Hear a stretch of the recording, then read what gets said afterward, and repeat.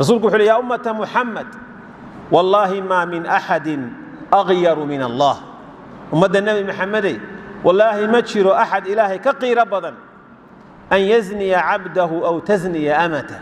إلهي سدو أغيره عد أغيره تامجرته إن أدون كيسا مسلم كايزينيستو أما أدون تيسا مسلمة دا إيزينيستو سدو إلهي أغيره دارين وقال لي أني عبي وغحما هذا عيد وغحما تامجت النبي يقول صلوات الله والسلام عليه. حديث كلام عبد الله مسعود ولينيو ما من أحد أغير من الله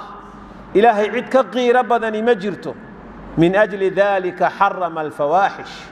سيدا أوجد بو إلهي فاحشة يحمها يزناد إلهي ريبي وحرمي سبحانه وتعالى. وحيابها عجائب وحكمده زمن كان مانتا أنون له qofkii mufsidka ahaa in uu dadka u xidho social media maanta la helay wasaa'il icaamka la isticmaalayo aaladan meel fog wax laga arko waxyaabahan la isticmaalayo in dadka u xidho muuqaal inuu yahay qof wanaagsan oo bulshada wanaag la dhex jooga oo wanaag ku soo kordhinaya oo wanaag ka shaqaynaya qayb weyn iyo lixaadna ka ah ummadda muslimka dhexdooda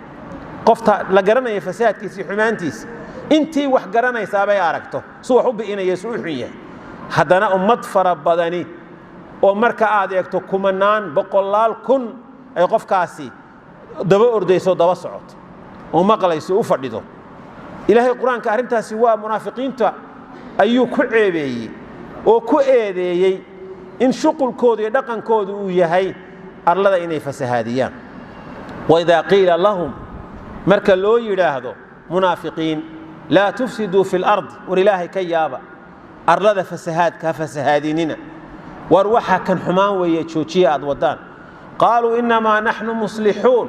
annagu waxaan nahay un koo wax hagaajinaya annaga kaliya wax hagaajinayna inma luqa al-arabiyya waxa laga fahmaya xasrigaasi annaga kaliya un ba wax hagaajinayna